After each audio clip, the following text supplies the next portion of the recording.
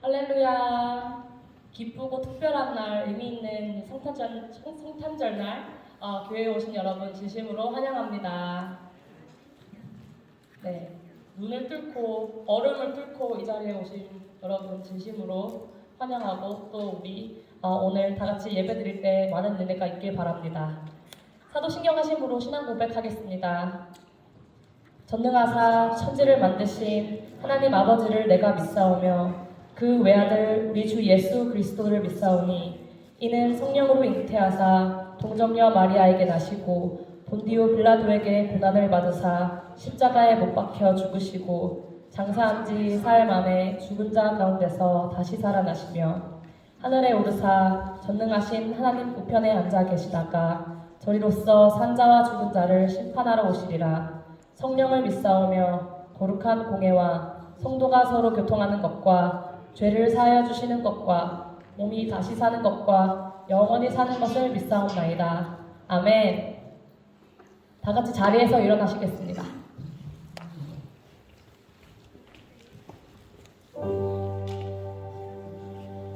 그 지역에 목자들이 밤에 밖에서 자기 양떼를 지키더니 주의 사자가 곁에 서고 주의 영광이 그들을 두루 비춤에 크게 무서워하는지라. 천사가 이르되 무서워하지 말라. 보라, 내가 온 백성에게 미칠 큰 기쁨의 좋은 소식을 너희에게 전하노라. 오늘 다윗의 동네에 너희를 위하여 구주가 나셨으니 곧 그리스도 주시니라. 너희가 가서 강구에 쌓여 부유에 누워있는 아기를 보리니 이것이 너희에게 표적이니라 하더니 호련히 수많은 천군이 그 천사와 함께 하나님을 찬송하여 이르되 지극히 높은 곳에서는 하나님께 영광이요 땅에서는 하나님이 기뻐하신 사람들 중에 평화로다 하니라.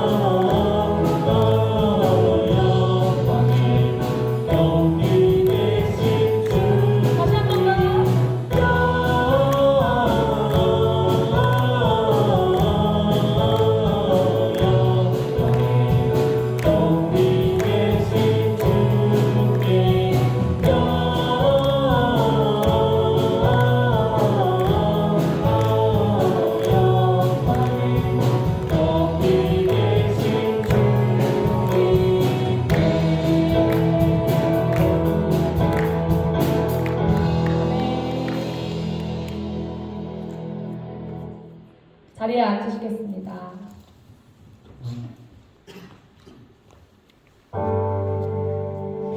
이 모든 일이 된 것은 주께서 선지자로 하신 말씀을 이루려 하심이니 이르시되 보라 처녀가 잉태하여 아들을 낳을 것이요 그의 이름은 임마누엘이라 하리니 하셨으니 이를 번역한즉 하나님이 우리와 함께 계시다 함이라.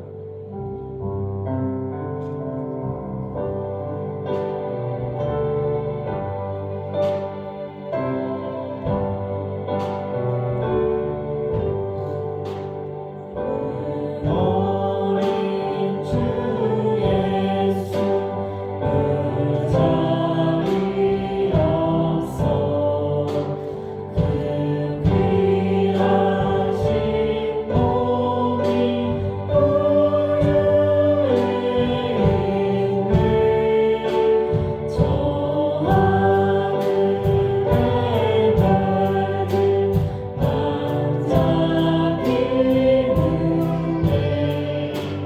그 어린 주 예수 우리의 자매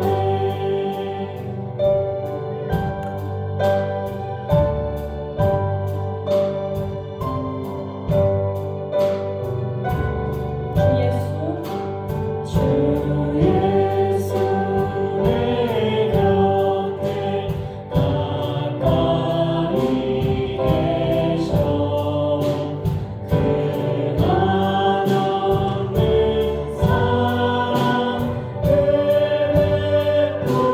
베푸시고 온 세상 악인을 다 품어주사 주 품 안에 안겨 살게 하소서.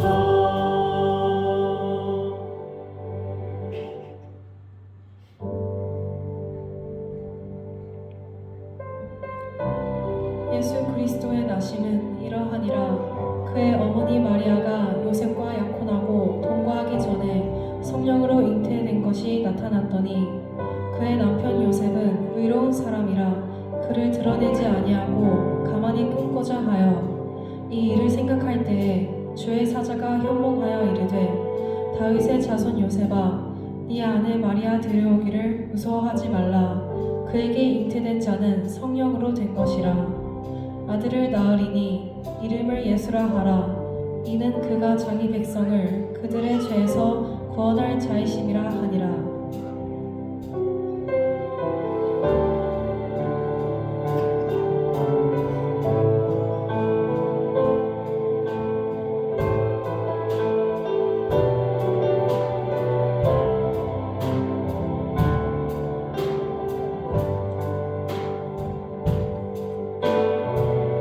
이 세상 가장 아름다운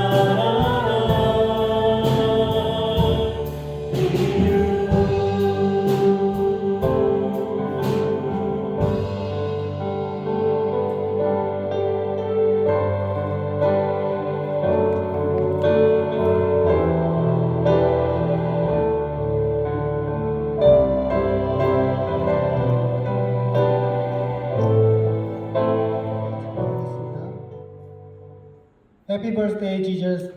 예수님 생신 축하드립니다. 성탄절의 주인이 되시며 평강의 왕으로 오신 예수님을 찬양합니다. 죄로 말미암아 절망 속에서 몸부림칠 수밖에 없는 저희를 주님의 크신 은혜와 사랑으로 구원하여 주시고 하나님의 자녀 삼아 주시며 날마다 생명의 삶으로 살아가도록 인도해 주신 주님께 감사드리며 거룩한 성탄주의를 맞아 아기 예수님의 이 땅에 오심을 기뻐하며 경배드립니다. 이제 며칠 남지 않은 올 한 해를 뒤돌아보면 한 해 내내 온 인류가 전쟁과 코로나로 사투를 벌였고 이에 따라 모든 나라들의 경제가 위기에 직면하였으며 그로 인해 많은 사람들이 생활의 어려움에 허덕이고 있습니다. 오늘 2022번째 성탄절을 기점으로 전쟁은 멈추고 코로나와 같은 바이러스의 공포도 사라지며 경제도 조금씩 다시 살아나서 가정과 이웃 그리고 교회와 사회가 안정되어 가고 평안함을 얻을 수 있도록 은혜를 베풀어 주시옵소서.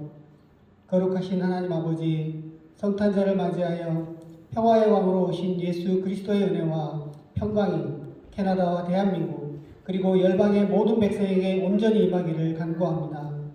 아직도 주님을 알지 못하여 죄 가운데 고통받고 어둠 속에서 방황하는 영혼들을 주님이 위로하여 주시고 소생시켜 주시옵소서. 내 이웃, 내 형제 자매들에게 예수 탄생을 알리는 성탄절이 되게 하시고 몸과 마음이 병든 자들, 가난하고 소외된 자들과 불신자들이 아기 예수님을 온전히 영접함으로 이제라도 죄의 사슬에서 해방되기를 간구합니다. 언제나 우리와 함께 하시는 주님, 올 한 해도 쉼없이 달려오면서 주님 보시기에 부족한 일들이 많았지만 또한 주님의 도우심으로 말미암아 한 해를 잘 마무리할 수 있었음을 고백하고 감사드립니다. 지나간 한 해를 반성하고 새로운 한 해를 지혜롭게 계획함으로 2022년보다 더 나은 2023년이 될 수 있게 주님께서 함께해 주시옵소서. 특별히 우리 교회가 내년에는 더욱 주 안에서 배우고 확신하는 일에 거하기를 원합니다. 그리스도의 신앙 안에 바로 설 수 있게 해 주시옵시고 확신 속에 담대히 살아가며 그리스도를 선포할 수 있는 믿음의 성도들이 되게 해 주시옵소서. 서로의 부족함은 감싸주고 위에서 기도하고 기쁜 일은 한마음으로 즐거워하는 사랑이 넘치는 교회가 되게 해 주시옵소서. 자비로우신 주님, 오늘도 단위에 세우신 담임 목사님을 통하여 하나님의 말씀을 선포하실 때 우리의 심령이 감동으로 변화되게 하시고 말씀을 통하여 우리의 영적 나태함이 치유되고 새 힘을 얻는 은혜로운 시간이 되게 해 주시옵소서. 예배를 위해 여러 모습으로 수고하는 주의 백성들을 기억하여 주셔서 주를 위한 그 모든 수고가 결코 헛되지 않는 것임을 주께서 보여주시옵기를 간구하며 이 모든 말씀을 우리를 위해 이 땅에 연약한 아기로 태어나신 예수 그리스도 이름으로 기도드립니다. 아멘.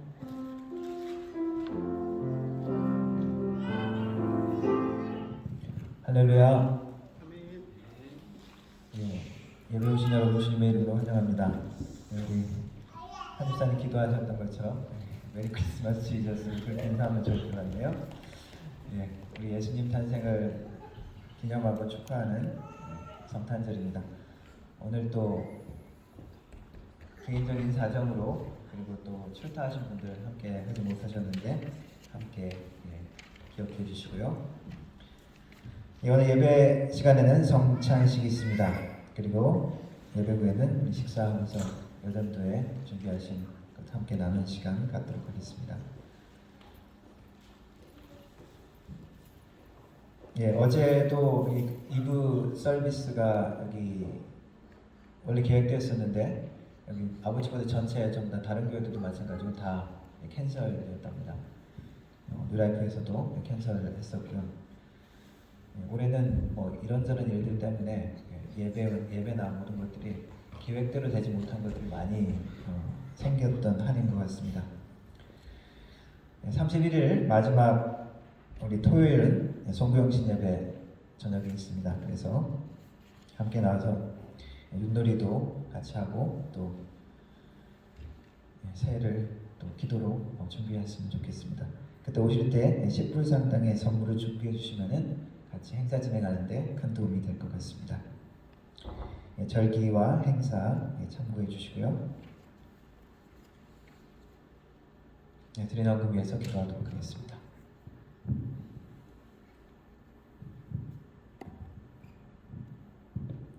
살아계신 하나님 아버지 감사합니다.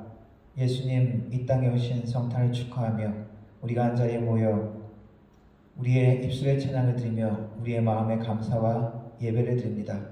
하나님 이 시간에 주님께서 우리의 마음 가운데 찾아와 주셔서 우리의 마음이 진정 주님 앞에 드려지며 하나님의 생각과 마음이 우리를 만나주시는 귀한 시간이 되게 하여 주옵소서. 빈손으로 오지 아니하고 삶의 정성으로 주님 앞에 드립니다. 11조로 드리며 감사의 예물로 드리며 주님 앞에 또한 주일 헌금을 드립니다. 하나님 드려지는 손길 하나하나 축복하시고 주님 앞에 드리고 나누고 베푸는 믿음의 손길이 더욱더 풍성한 손길이 되게 하셔서 그 손길을 통하여 하나님의 사랑이 전달되어지고 하나님의 위로가 전달되어지고 하나님의 능력들이 전달되어질 수 있도록 도와주옵소서. 하나님 믿음으로 되었사오니 하나님께서 우리 삶의 모든 필요를 채워주시되 30배, 60배, 100배의 영적인 영육간에 하나님이 부어주시고 만나주시는 것을 체험할 수 있도록 도와주옵소서. 우리의 자녀 가운데 하나님의 축복을 만나게 하시고 우리의 사업 가운데 하나님의 축복을 만나게 하시고 하나님 우리의 일터 가운데 우리의 모든 만나는 만남 가운데 하나님의 축복을 만날 수 있도록 도와주옵소서. 하나님 드려진 헌금이 사용되어질 때 하나님의 이름이 더욱더 높아지며 우리 예수 그리스도 이름이 땅까지 전파되어지고 하나님의 나라 공동체가 든든히 서갈 수 있는 은혜가 있게 하여 주옵소서. 예배를 주님께 의탁드립니다. 성령 하나님 함께하여 주옵소서. 예수님의 이름으로 기도드렸습니다. 아멘.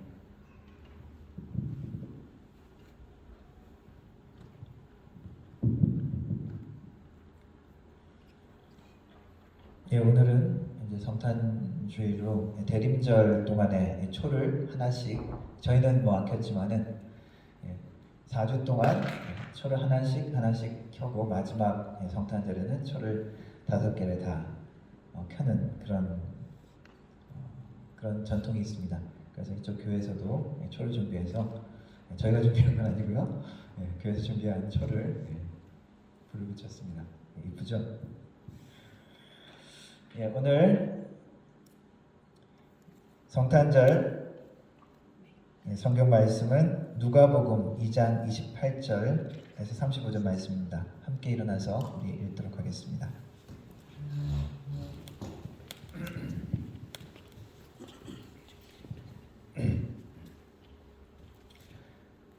함께 읽도록 하겠습니다. 시몬이 아기를 안고 하나님을 찬송하여 이르되 주제여 이제는 말씀하신 대로 종을 평안히 놓아 주시는도다. 내 눈이 주의 구원을 보았사오니 이는 만민 앞에 예비하신 것이요 이방을 비추는 빛이요 주의 백성 이스라엘의 영광이니이다 하니 그의 부모가 그에 대한 말들을 놀랍게 여기더라.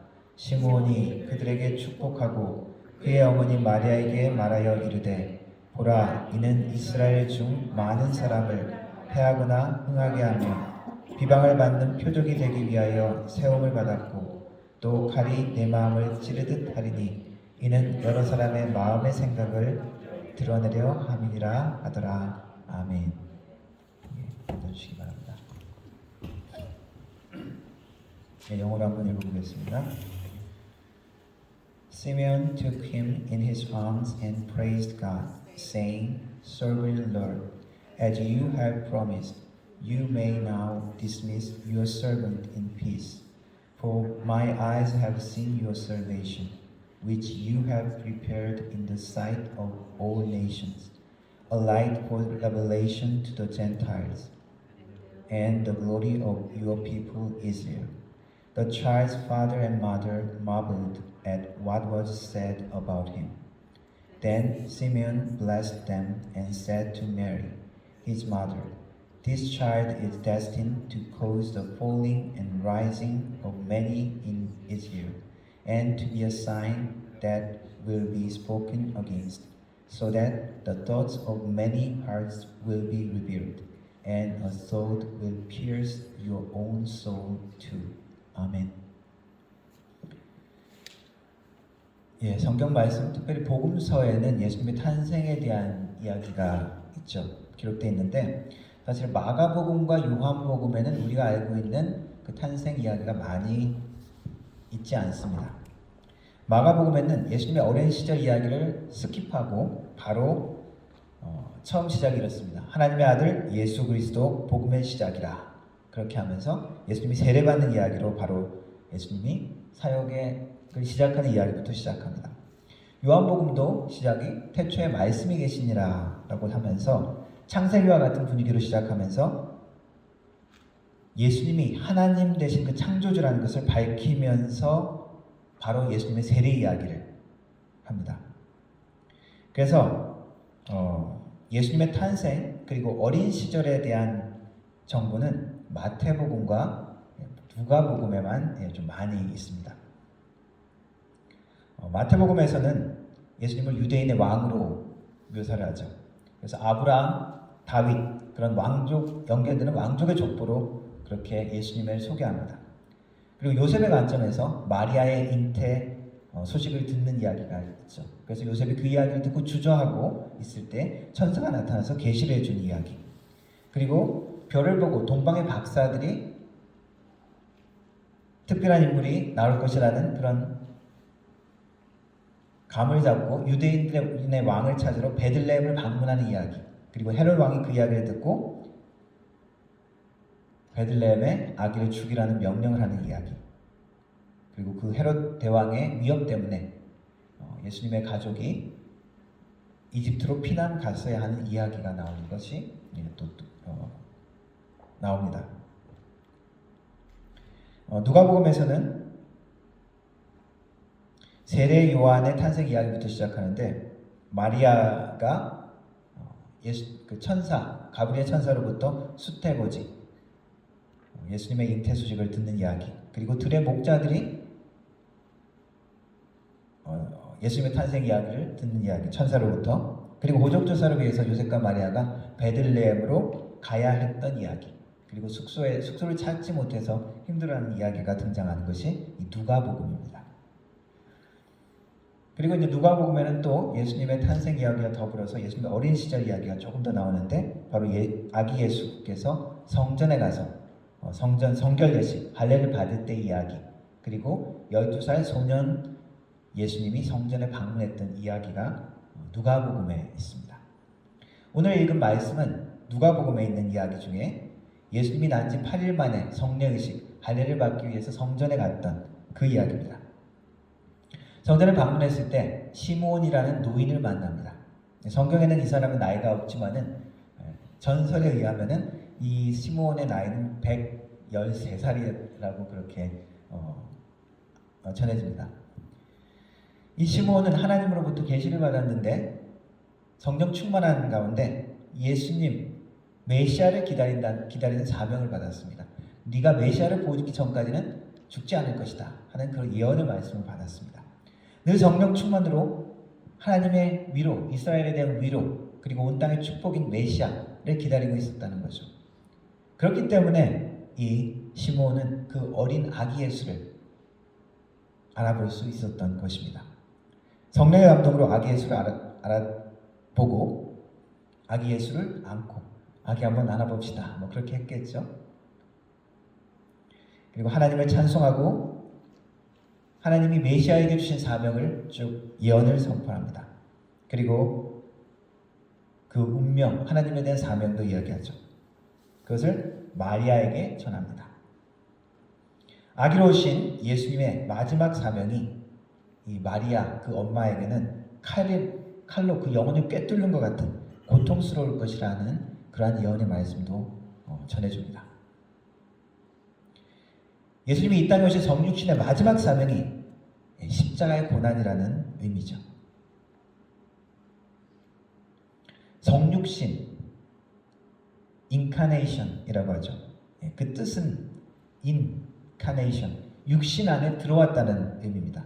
clothed in flesh 혹은 embodied in flesh 그런 의미입니다.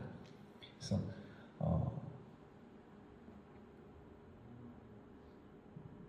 다른 종교에서는 이런 인카네이션, 이런 개념이 잘 살펴보면 언급하는 데가 있습니다.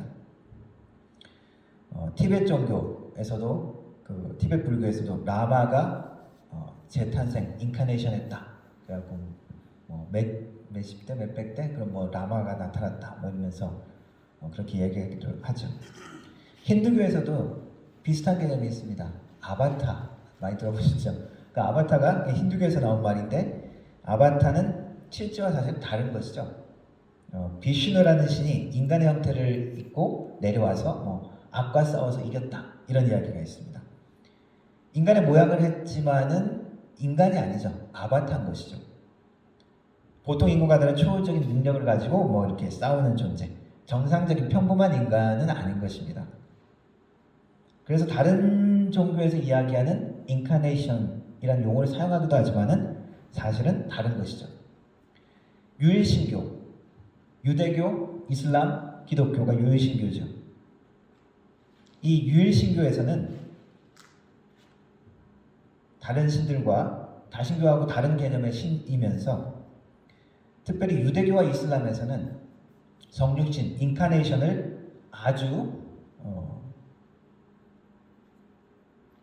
신성 모독하는 말로 간주합니다. 블레스폼이라는 것이죠. 어떻게 거룩하고 완전한 신이 알라가 여호와가 인간이 될 수 있느냐? 이거는 신성 모독이다. 그래서 인정하지 않습니다. 그런 면에서 우리 기독교 신앙에서의 인카네이션, 성육신은 우리만 갖고 있는 유일하고 독특한 그러한 개념이며 사건입니다.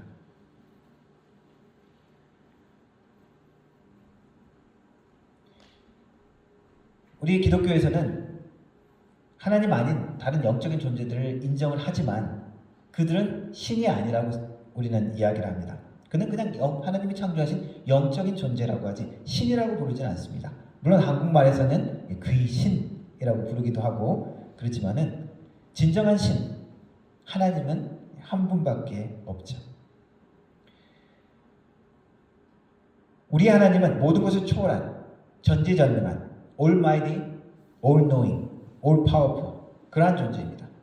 그러한 하나님이 인간이 되셨다는 것이 인카네이션, 성육신입니다. 예수님의 성육신, 사실은 아주 신비로운 것이죠. 어떻게 이야기합니까? 성육신의 개념을? 하나님은 완전한, 예수님은 완전한 하나님이고 또한 예수님은 완전한 사람이다. 어떻게 이게 가능할까? 우리의 그 논리적인 그런 수학적인 그런 개념하고는 좀 다른 것이죠. 완전한 하나님이다 라고 우리가 이야기를 하지만 복음서에 기록된 예수님의 대부분의 모습들은 우리가 기억하는 예수님의 모습들은 사실 하나님인 부분보다 평범한 사람으로서의 예수님이시죠. 예수님은 그 아버지 요셉의 직업을 이어받아 목수의 일을 했던 나사렛의 한 청년이었습니다. 우리가 공생애라고 불리는 3년 정도의 시간만 특별한 신적인 능력을 발휘했다라고 생각을 하지만 조금 다르게 보면 여전히 예수님은 사람이셨습니다. 그 3년 동안에도 완전한 사람으로서 살으셨다는 것입니다. 물론 예수님은 특별한 말씀을 전하시고 그리고 기적을 행하시고 병도 고치시고 귀신을 쫓아내고 죽은 사람을 살렸고 특별한 지식의 그런 은사로서 어떤 사람들의 상황도 이야기하지 않아도 알아차리고 말씀하셨습니다.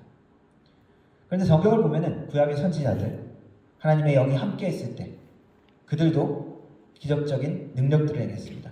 하나님의 예언의 말씀을 전했고 그리고 귀신도 쫓아내고 그리고 병도 고치는 그러한 능력들을 성령을 받은 구약의 선지자들이 행했고 신약의 사도들도 행했습니다. 그래서 예수님께서 많은 기적과 능력을 행하셨을 때도 사람들은 그를 어떻게 생각했습니까? 하나님이다라고 이야기하지는 않았죠. 선지자 중에 한 사람이다라고 이야기했습니다. 혹은 메시아, 그리스도라고 이야기했죠. 그리스도 메시아는 왕과 같은 존재입니다. 선지자와 같은 기름 부음 받은 그러한 존재라는 것이죠. 다윗 왕과 같은 그런 위대한 메시아라고도 생각했지만 하나님과 같은 그런 신이라고는 생각하지 못했습니다. 뒤에 가서야 예수님이 누군지 그 정체가 서서히 더 확실하게 드러나죠. 요한복음에는 그 예수님이 하나님이 됨을 분명하게 드러내고 있습니다. 그리고 나중에 도마가 고백하는 것을 보면 나의 주, 나의 하나님이라고 이야기하죠. 예수님이 철저히 사람이었다. 그것은 어떤 의미일까요? 예수님은 공생에 사역을 하시면서도 여전히 피곤해했고 여전히 배고프고 목마름을 느끼셨습니다. 그리고 사람들이 믿지 못하는 그런 반응을 보고 의아해했다라는 표현을 하기도 합니다. 백부장의 믿음을 보시고 감탄해하셨습니다. 나사로의 죽음을 보고 자기의 친했던 친구 나사렛의 그 죽음을 보시고 슬퍼하시면서 눈물을 흘리기도 하셨습니다. 예수님의 어린 때의 모습, 그 나이 때, 그 탄생의 모습부터 죽을 때까지의 모습, 예수님은 철저하게 완전하게 사람으로 사셨다는 것입니다.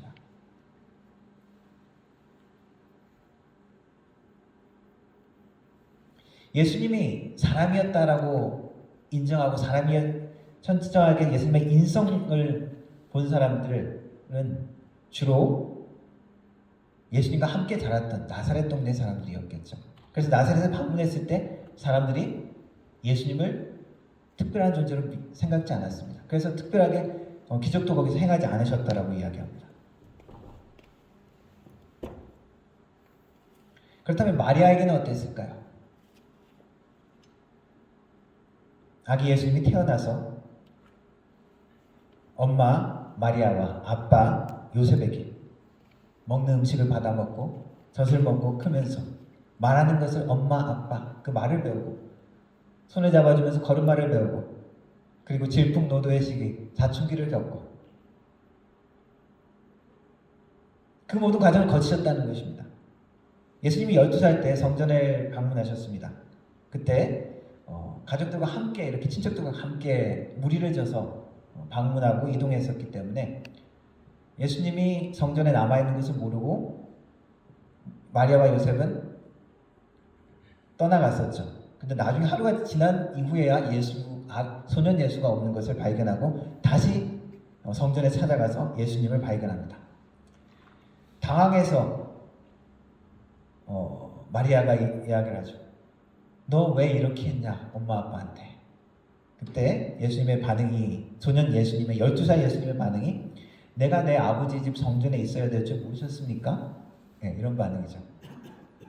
되물었습니다. 걱정 근심을 하던 부모의 마음을 생각했다면 좀 배려 없는 말이죠.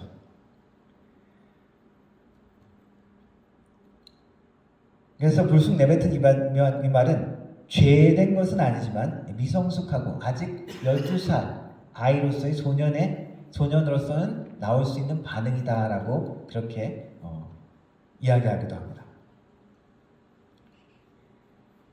이 모든 것들을 보면은 하나님이 인간이 되셨다는 것은 한편으로는 낮고 천하고 미련하고 아직 완전하지 못하고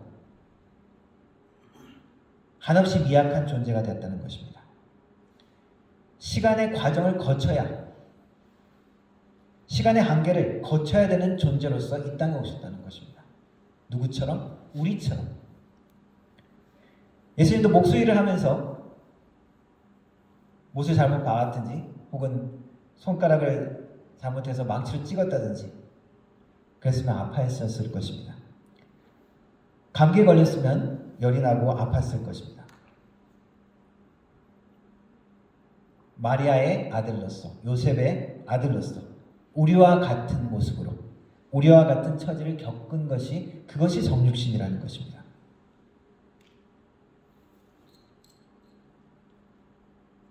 그 예수님의 성육신의 절정은 십자가입니다.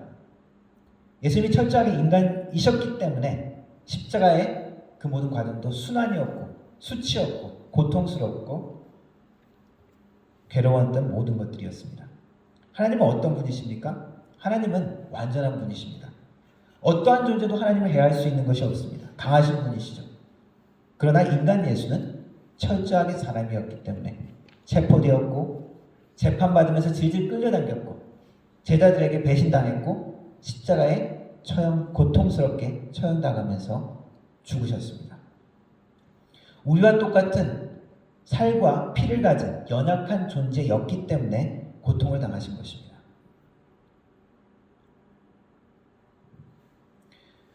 한 인간으로 죽어가는 그 모든 과정들을 거친 그 모든 것들을 본 엄마 마리아의 마지막 심정, 그것이 오늘 시므온의 예언에 드러나있죠. 또 칼이 내 마음을, 내 영혼을 찌르듯 할 것이다. 예수님이 인간으로서 철저하게 당했던 정육신의 이 고통, 이것을 통해서 우리에게도 주시는 말씀인 것입니다. 임마누엘, 이것이 예수님의 다른 별명이죠.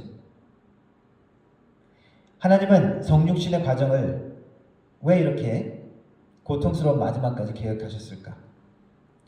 예수님을 메시아로, 그리스도로, 세상의 소망으로, 오늘 예언처럼 이방에 비치고 이스라엘에게 영광, 하나님을 믿는 자들에게는 영광으로 그렇게 보내주셨는데, 그러면서 하나님이 우리와 함께 하신다는 표현으로 임마누엘이라는 이름까지 주셨습니다. 그런데 한번 우리가 생각해 봅시다. 하나님을 우리가 필요로 하죠. 하나님 도와달라고 하고 하나님을 의지하고 하나님 우리와 함께 하시길 바랍니다. 그런데 우리가 필요한 하나님은 어떤 하나님입니까? 강한 하나님입니다. 능력의 하나님이죠. 우리를 고통 속에서 고통을 면하게 해주고 고통에서 구원해 주시길 원하는 그런 하나님이시죠. 우리의 필요를 당장 채워주기를 원하는 그러한 필요 때문에 우리는 하나님이 우리와 함께 하시기를 원할 때가 많죠. 그런데 성육신은 어떻습니까? 하나님이 우리와 함께 하신다라고 보여주신 그 모습은 어떻습니까? 한없이 약해 보이고 한없이 미약해 보이고 아무것도 특별하지 않는 그러한 모습입니다. 무력하고 힘과 능력으로 권력으로 승리하신 모습이 아니죠. 우리처럼 지극히 평범하고 약한 고통을 그대로 당해야 되는 그러한 모습입니다. 뭐 어떤 드라마 같은데 이렇게 영화 같은데 보면 어떤 악당한테 막 고통당하고 뭐 져서 어떻게 붙잡힌 그런 장면들이 나오죠. 그럴 때 주인공이 딱 나타납니다. 우리를 구하러 오셨군요. 그러면 아니 나도 잡혔어. 뭐 이런 장면들이 있죠. 마치 이런 거하고 비슷한 거 아닙니까? 예수님이 내가 너희와 함께 하겠다. 그 오셨는데 그 모습이 우리와 똑같은 거예요. 너무나도. 그렇다면 하나님이 우리와 함께 하실 필요가 있을까? 십자가에서 죽어버린 의미 없어 보이는 그 모습, 그 하나님이. 이것이 우리 기독교 신앙의 비밀이고 이것이 우리 신앙의 핵심입니다. 여전히 약해 보이지만 여전히 아무것도 아닌 것 같지만 결국에는 그 모습을 통해서 승리하시는 것이죠. 찬양했던 것처럼 지는 것을 통해서 승리하게 하시는, 고통을 통해서 우리를 자유케 하시고 우리를 치유하시는, 그것이 십자가입니다. 정육신의 마지막 사명은 이 십자가였죠.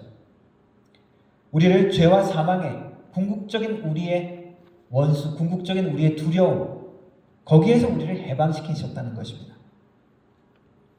우리와 같은 낮아지는 모습을 통해서, 우리와 같은 연약한 모습을 통해서, 또한 그 모습을 통해서 우리가 어떠한 모습으로 이 땅을 살아가야 될지를 보여주시는 것입니다. 지는 것 같지만 그것을 통해서 우리에게 승리를 주시기를 원하는, 약한 것 같지만 그것을 통해서 하나님의 강함이 나타나기를 원하시는 그러한 것이 우리를 향한 하나님의 계획이기도 합니다. 예수님은 자신의 정육신의 마지막 사명, 십자가의 죽음을 정만찬을 통해서 기념하라고 우리에게 말씀하십니다. 십자가는 더 이상 슬프고 억울한 일이 아니기 때문입니다. 예수님께서 자신을 희생제물로 드림으로 우리를 구속하시고 우리에게 생명을 주신 기쁜 사건인 것입니다. 성탄절을 맞이하면서 우리 교회에서는 오늘도 성찬식을 거행합니다. 1년에 4번을 하기로 했는데 습관적으로 우리가 참여하지 않기 위해서는 성찬의 의미, 예수님이 이 땅에 오신, 육신으로 오신, 그래서 고난당했던 그 의미를 우리가 이해하여야 합니다. 성찬의 의미 중에 특별하게 두 가지만을 오늘 기억하시기 바랍니다. 첫 번째, 성찬은 예수 그리스도께서 십자가를 통해서 우리를 죄와 사망에서, 우리의 궁극적인 두려움에서 구원하셨다는 것입니다. 그 은혜를 기억하는 예식입니다. 히브리서 5장에 이렇게 말씀하고 있습니다. 그가 아들이시라도 받으신 고난으로 순종함을 배워서 온전하게 되었은즉 자기를 순종하는 모든 자에게 영원한 구원의 근원이 되시고 예수님을 믿는 모든 자들에게 구원을 주시는 약속입니다. 그리고 그 구원의 모습들을 우리가 배우고 또한 온전하게 나아가기를 원하십니다. 성찬의 두 번째 중요한 의미 중에 하나는 우리가 그리스도 안에서 하나 되는 것입니다.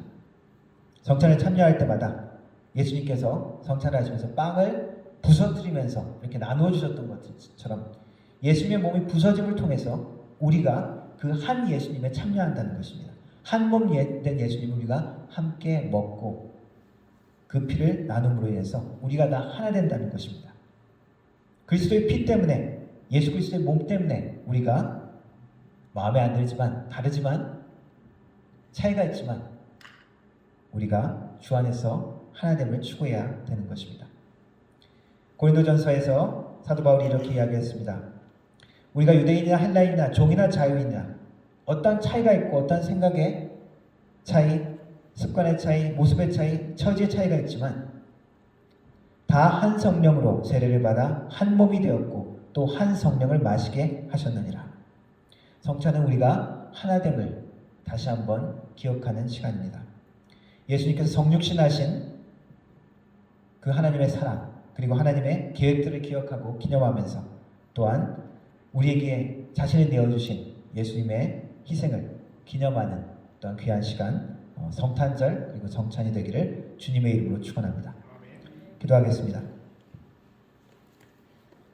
하나님, 임마누엘로 우리와 함께 하신 예수님을 우리에게 소개해 주시고 보내주셔서 감사를 드립니다. 약한 것 같지만, 지는 것 같지만 그것을 통해서 하나님의 승리, 하나님의 능력, 하나님의 사랑이 나타나게 하여 주시고 그것을 체험하며 또한 누리며 감사하는 우리의 삶이 되게 하여 주시고 그러한 예수님의 낮아짐의 모습을 따라 우리의 삶도 예수님을 닮아갈 수 있도록 도와주옵소서. 예수님의 이름으로 기도합니다. 아멘. 바로 성찬식으로 연결해서 거행하도록 하겠습니다.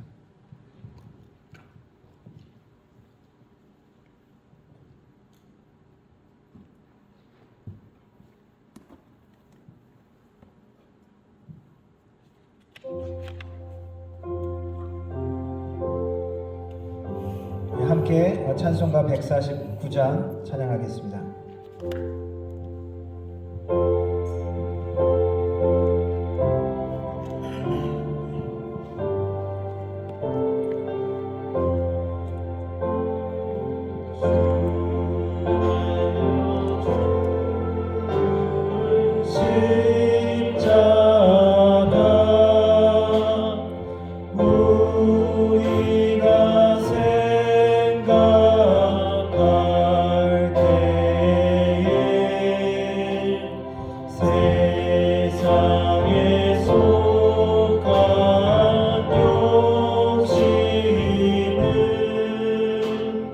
헛된 줄 알고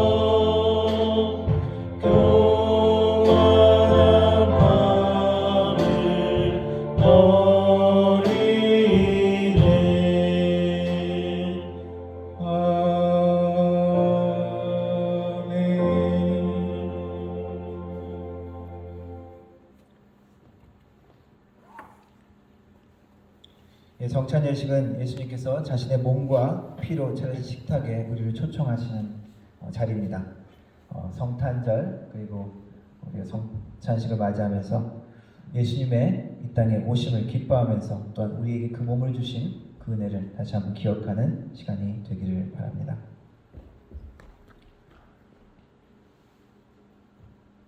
예, 기도하겠습니다. 하나님 감사합니다. 예수님을 이 땅에 보내시고 그 예수님을 그 몸과 피와 모든 것을 통해서 우리에게 부어주신 하나님의 사랑을 기억합니다. 우리와 함께 하신 그 하나님의 은혜를 기억합니다. 예수님의 피와 살을 통해서 우리가 구원받았다는 것을 다시 한번 기억하게 하시고 죄와 사망의 두려움 가운데서 우리가 해방되었음을 기쁨으로 감사하며 선포할 수 있도록 도와주옵소서. 그리고 주 안에서 우리가 예수 그리스도로 하나됨을 고백하며 선포하고 우리의 삶에 누릴 수 있도록 도와주옵소서. 시간을 주님께 의탁드립니다. 주님 함께하여 주옵소서. 예수님의 이름으로 기도합니다. 아멘.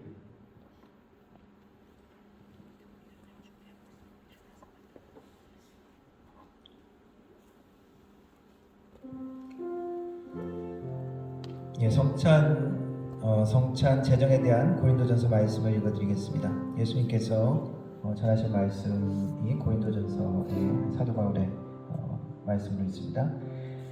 고린도전서 11장 말씀입니다. 내가 너희에게 전한 것은 주께 받은 것이니 곧 예수께서 잡히시던 밤에 떡을 가지사 축사하시고 떼어 이르시되 이것은 너희를 위하는 내 몸이니 이것을 행하여 나를 기념하라 하시고 식후에 또한 그와 같이 잔을 가지시고 이르시되 이 잔은 내 피로 세운 새 언약이니 이것을 행하여 마실 때마다 나를 기념하라 하셨으니 너희가 이 떡을 먹으며 이 잔을 마실 때마다 주의 죽으심을 그가 오실 때까지 전하는 것이니라. 아멘. 예, 키트를 나눠드릴 테니까 같이 성경 말씀 묵상하고 계시다가 함께 제가 먹읍시다 할 때 그때 같이 가지고 계시다가 준비하시다가 드시면 되겠습니다. 예, 분잔하고 해주시기 바랍니다.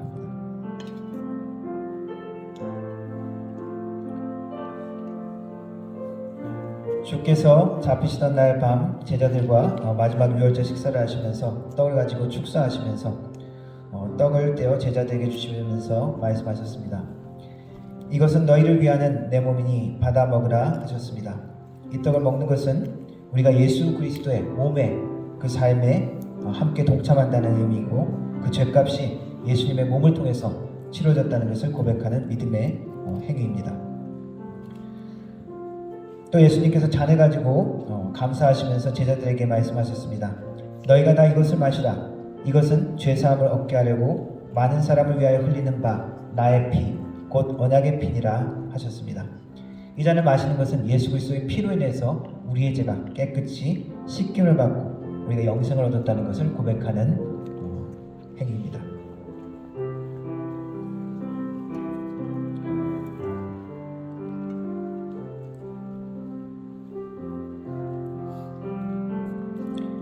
예수께서 이르시되 나는 생명의 떡이니 내게 오는 자는 결코 줄이지 아니할 터이요 나를 믿는 자는 영원히 목마르지 아니하리라. 예수께서 이르시되 내가 진실로 진실로 너희에게 이르노니 인자의 살을 먹지 아니하고 인자의 피를 마시지 아니하면 너희 속에 생명이 없느니라. 내 살을 먹고 내 피를 마시는 자는 영생을 가졌고 마지막 날에는 내가 그를 다시 살리리니 내 살은 참된 양식이요 내 피는 참된 음료로다. 내 살을 먹고 내 피를 마시는 자는 내 안에 거하고 나도 그 안에 거하나니 살아계신 아버지께서 나를 보내심에 내가 아버지로 말미암아 사는 것 같이 나를 먹는 그 사람도 나로 말미암아 살리라. 아멘. 예, 나눠드린 키트 통해서 함께 드시기 바랍니다. 묵상하시고 드십시오.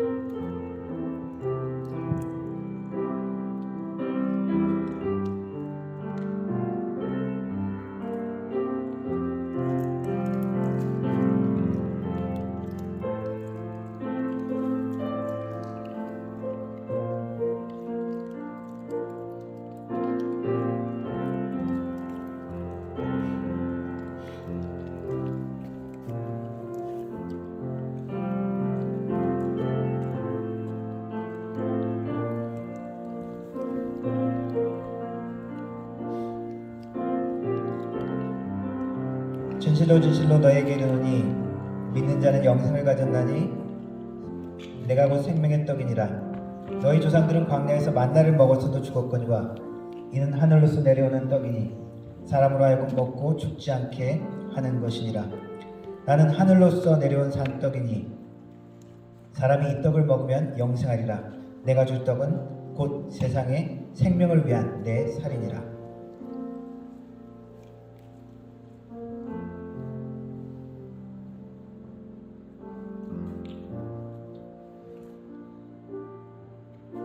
아버지께서는 모든 충만으로 예수 안에 거하게 하시고 그의 십자가의 피로 화평을 이루사 만물 곧 땅에 있는 것들이나 하늘에 있는 것들이 그로 말미암아 자기와 화목하게 되기를 기뻐하심이라. 아멘.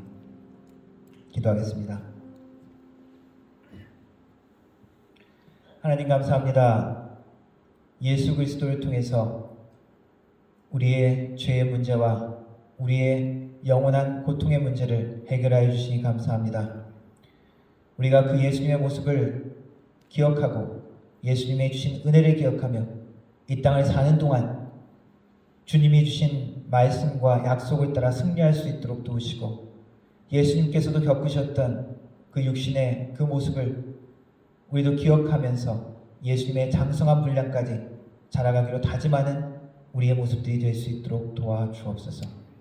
예수 그리스도의 피와 살로 인하여 우리가 또한 주 안에서 하나됨을 기억하며 헌신할 수 있도록 도와주옵소서. 예수님의 이름으로 기도드렸습니다. 아멘.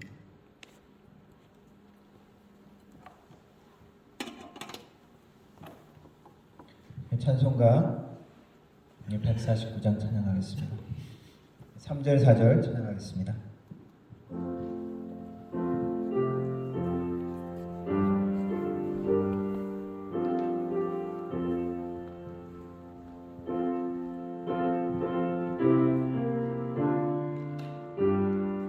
못 박힌 손발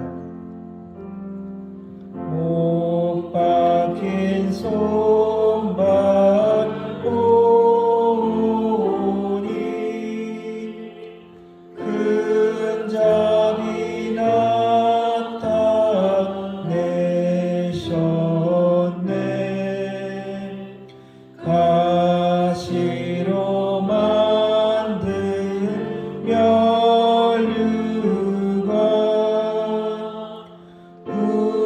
우리를 위해 쓰셨네. 온 세상 만물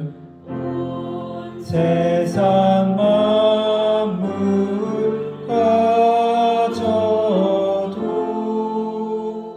주내 못 따갑겠네. 놀라운 사랑 바은 나 몸으로 제물 삼겠네.